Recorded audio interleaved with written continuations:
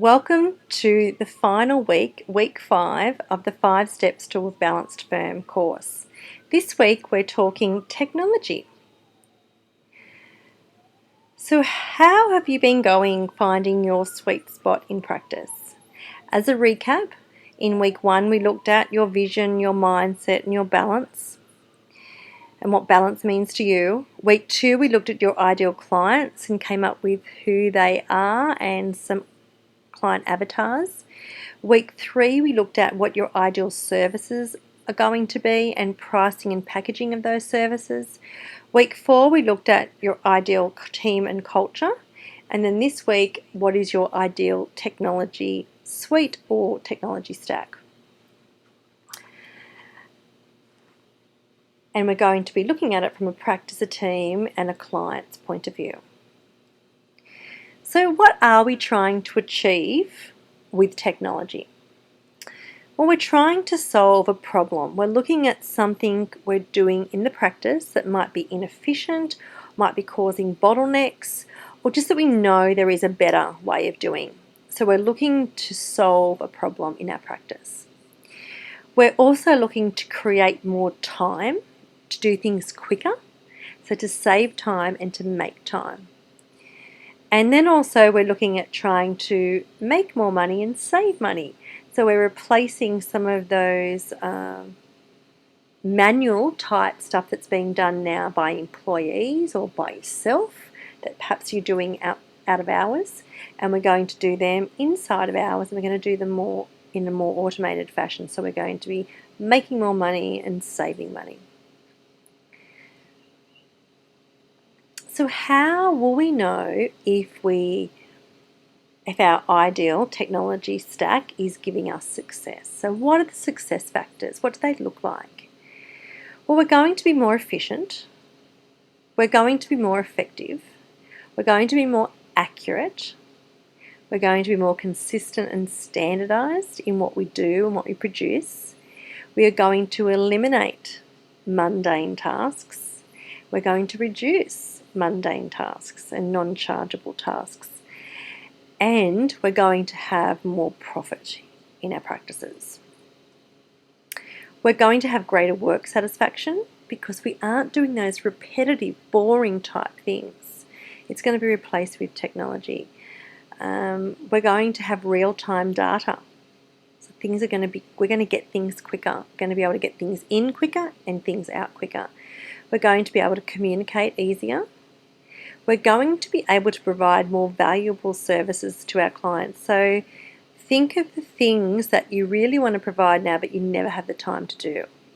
So we're going to now have the time to do those, and think of the things that we want to be doing are the stuff that we can't automate, the things that makes us unique and our service offerings unique, because we're going to have more time to do that. And we're going to have more flexibility and more freedom in both our practice and in our personal lives. So what are we going to look at? We're going to look at in each of the areas of practice, team and clients, we're going to look at what sort of things, what sort of technology you can employ in each one of those areas.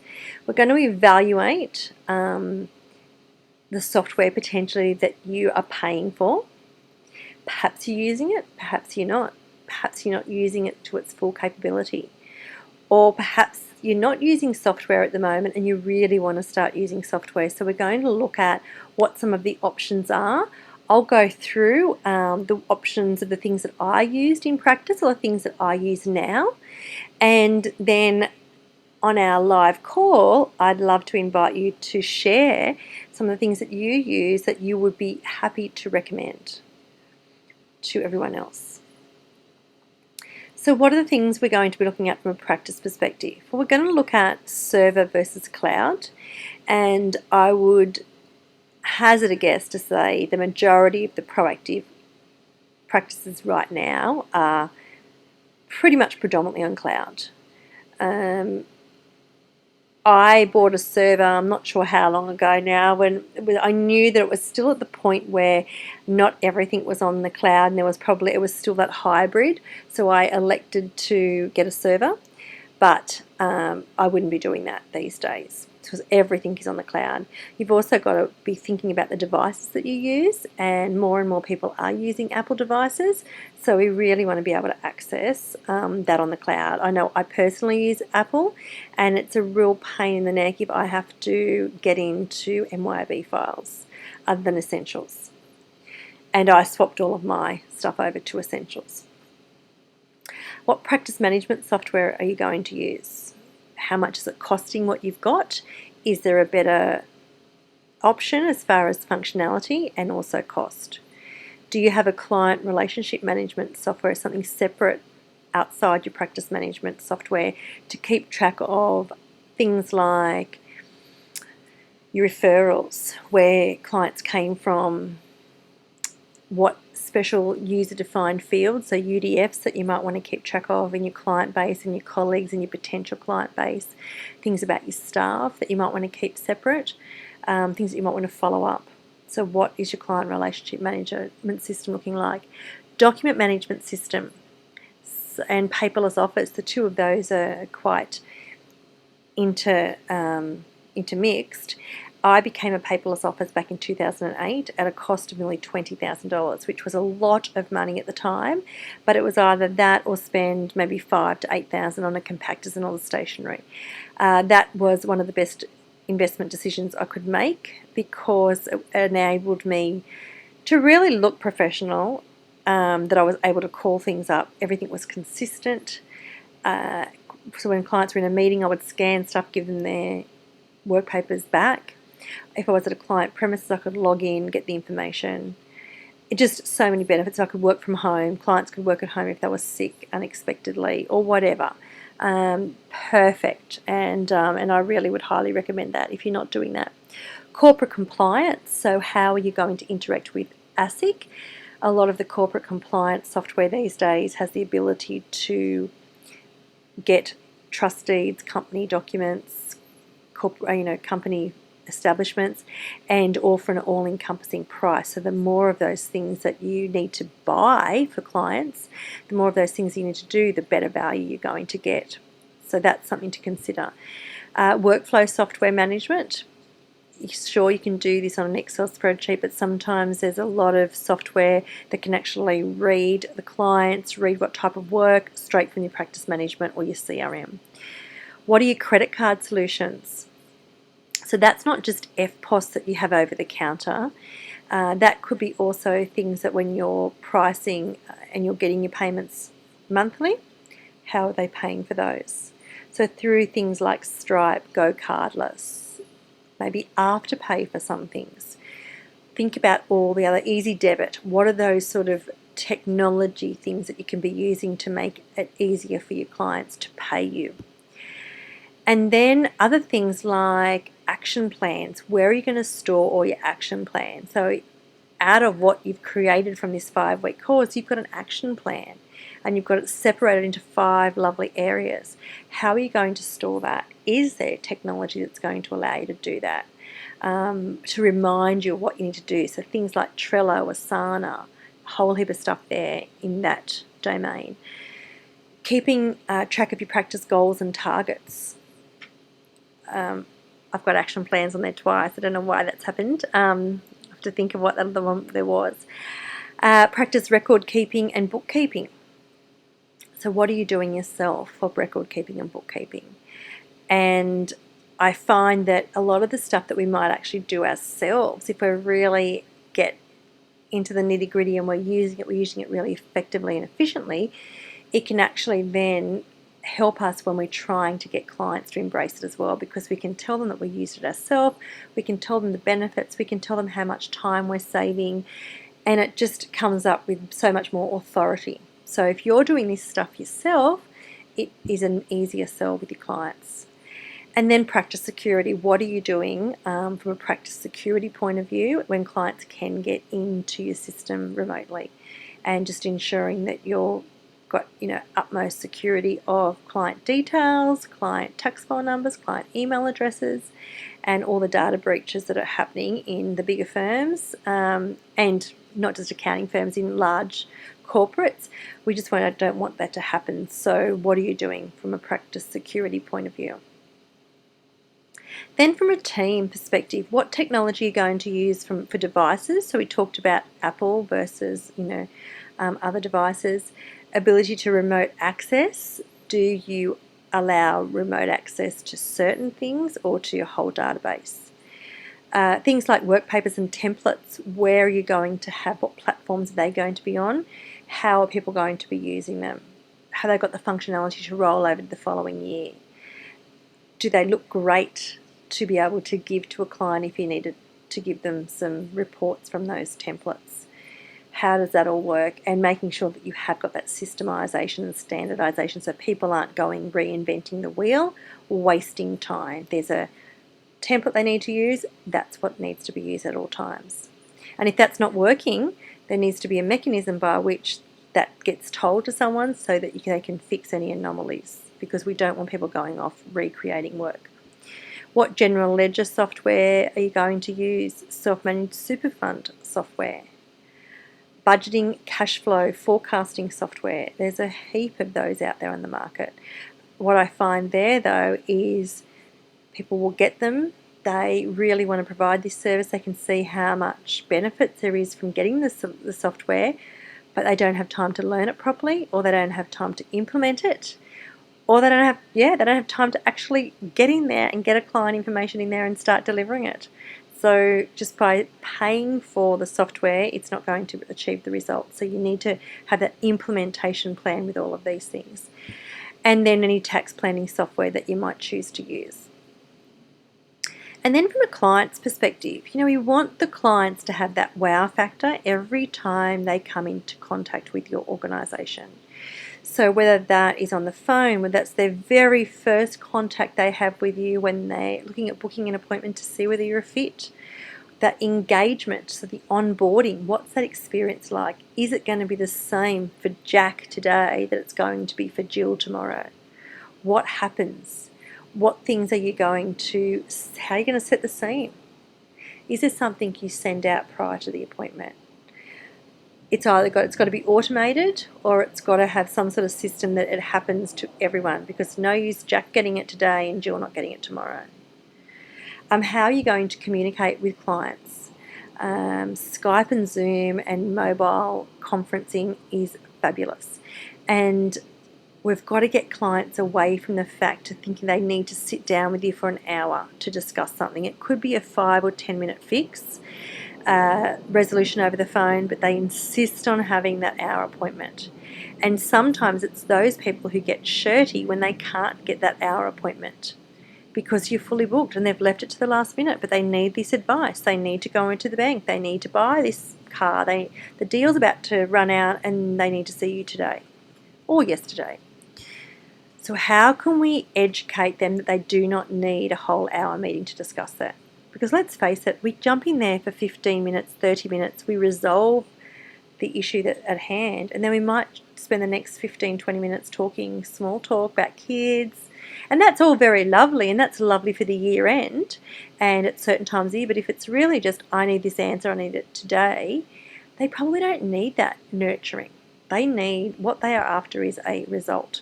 So trying to get them to embrace the shorter phone conferences. So one of the ways that I did that, because I had a sea change, moved away from the office, which is an hour away, and I still worked the 5 days initially, but I just worked from home. So I saved a 2-hour commute. And I wanted clients to understand that I was not just sunning myself on the beach, that I actually was still working and I was available should they need me. So I came up with a bit of an idea. I was at Callum's first Year 7 staff interviews, and they were on a Sunday, and they were every 6 minutes. So we all booked online with each teacher, and every 6 minutes. I didn't leave a gap between the 6 minutes because I just assumed that I would be in the one room, but that was rookie error. But over those 6 minutes, it was amazing how much you could how much you could actually talk about in 6 minutes if you were really laser focused. So 6 minutes, we actually had time to spare looking at each other, and we either just did the small talk for the last 30 seconds or a minute, or we actually went off to the new appointment. So all those things can be done. So what I conveyed that message of what I did the weekend before, and I thought it'd be really cool that I would like to do that with my clients. So I gave them 12 minutes. So I said, you can phone me on, this is the day, I think I might have given them a week's notice. So on this Wednesday, between 9 and 5, I'm opening up my diary to talk to clients about any issues they possibly need. It's all complimentary, and you get 12 minutes. You got to block in, like I had my diary in 15-minute blocks, and they booked in at the office, and then I knew I was going to speak to Christina at 9. I was going to speak to Joe at 9:30 or whatever, 9:15, and I had it all worked out. They didn't have to tell me what they wanted to talk about. They just got on the phone, and it was great. So I talked helping someone do a bank rec on their MYB. I talked about a Xero issue. I talked about an FBT issue. All different sorts of things, and clients were really appreciative of it. So next time they rang me and wanted something, they actually said, look, it's probably only going to take a phone call. When can I talk to Amanda? Problem solved. I've now created, if I did 20 appointments that day, I've now 20 clients that are not necessarily going to want to book an hour with me. So think about how you can use that to your advantage. How easy it is for clients to make appointments, because often they'll be doing that out of hours. They're trying to get diaries matching with husband and wife, kids getting dropped off, etc. So can they book online? Client newsletters is a great way of communicating en masse information out, and I did that once a month, and it was very well received. Client portals for them to upload information, or for you to upload stuff to them. Perfect. Getting them to start dealing with you digitally, not this dropping off, all that sort of stuff. And usually then everything's already PDF. So if they drop it off, you've got to take it, get it scanned, get it saved, give it back to them. This way they scan it, upload, it's in your system, cutting out time from it for everyone. How can you do maybe some client surveys? That can be automated. If you wanted to, once they had FBT or had tax planning, send them a survey to see how they liked your service, see what happened there. Maybe if you changed something up, how did they like that change? Would there be any improvements they could suggest? How was their interaction with this particular staff member? Whatever it happens to be, looking at how you can automate that, and that can be done through SurveyMonkey. Website. Do you have a website that people can get actually fact sheets off there? We had websites with our website had lots of fact sheets and lots of articles that they could actually go to, really practical. Social media. So where are you going to hang out to find those ideal clients? You've got choices: Facebook, Twitter, LinkedIn, Instagram. Where are your people hanging? And start getting some great content for social media. And I'll share with you the tools that I use for social media. So Canva, design tools that can be used. Client software, whether it's going to be desktop or cloud, so that's going to be a consideration also for clients. Like, are they Mac users? Are they millennial people who want to be able to do stuff from their iPhone? What apps and add-ons can you recommend to clients to save time, give them more profitability? And then for record keeping as well, which saves the client and also means that you actually have that data to prepare VASs a lot quicker. So things like Receipt Bank, HubDoc. And electronic signing. We don't want people having to print out documents, sign them, then bring them in. Let's get on board with the electronic signing. I did that many, many years ago, and it's great. I guess the other thing with electronic signing, there are paid versions that you can get, or there's also versions with inside software. Do you want to confuse clients? Do you want to just have one system, even though something is available for free inside of software? Do you want to confuse the matter? Or you prefer to use one blanket electronic signing system? So that's the sort of things that we're going to be talking about. And for the exercises, you're going to go through and isolate and think about what you're actually currently using. So this is one of my favourite sayings, and I use this in a lot of presentations, and it's in your notes as well, in your book work, your pre-work. But if you automate a mess, all you're going to get is an automated mess. So it's really, really important that we don't just think software and technology is our answer, as much as the software companies will lead us to believe this is our solution, this is going to solve that problem, this is going to save us money, and this is going to give us more time. if we're overlapping that or if we're implementing that over a messy base, it's not going to roll out as effectively as it could be. So think about that. So this week we've got 3 articles, and they're pretty short articles, and one really short video. It's a fairly short video, all about using technology and what other people are potentially doing, why it's good for everyone, and a little bit about the firm of the future. So the activities for this week, so I've got the types of things that we're looking at, and I want you to go into that second column and write down what you're currently using or what you're proposing to use if you're not using anything. The current ones, I just want you to write down what you're currently using. If you're not using anything, just put a dash. And then in the last column, what are your options? So what are you looking at changing to, or what are you looking at implementing if you've got nothing so far? So I'll also give you an exercise. This one's got actually words on it, and I'll also give you another one just with blanks. If there's some things that I've missed off, I'll actually give you a spare one for each one. Same with your so with the practice, they're the ones that I've just talked about in that previous slide. Same with your team. What are the software packages there? Same exercise, and then with the clients. And then they're the 3 exercises just to do prior as pre-work. And then what we do after we've come together and have the blank one printed out, so while we're talking or after we get off the call next week, you actually can then develop what your new technology stack is going to look like. And that's your blank canvas that you want to, it's your ideal. So it might not be something that you're going to have implemented prior to 30th of June, but maybe, you do want to actually say, okay, I'm actually committing to having this stuff changed over, implemented by 30th of June. So whatever that happens to be for yourself, whatever you think. So I'm really looking forward to our live call, which is our final call next Tuesday. And what I'll also be doing, if anyone would like to talk to me between now and then or after the call or on the call about ways that you might like to work with me in the future one-on-one, please, we'll be talking about that. I'll have a special offer that I'll give you all that you can have a think about. And if you'd like to work with me one-on-one, I've had an absolutely wonderful time putting all this stuff together. I do hope you've enjoyed it all.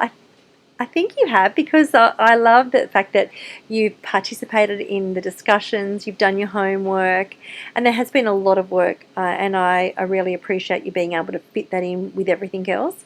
But you have this beautiful scaffold of everything you possibly need in those 5 different areas to be able to really step things up a level in your practice and in your life.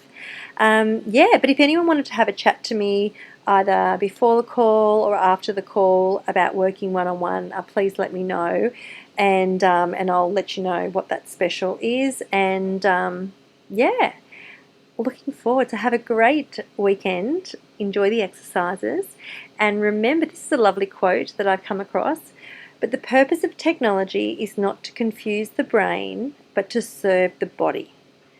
So we want to actually get the maximum benefit out of all this technology. And technology is your friend. We just need to make sure we're using the optimal technology, that we are actually using what we're paying for it, that we're getting a return on investment, and it's actually making our life easier, and it's easier on our body. So until next Tuesday, have a great week. Happy International Women's Day for Friday, and I'll talk to you all then. Bye.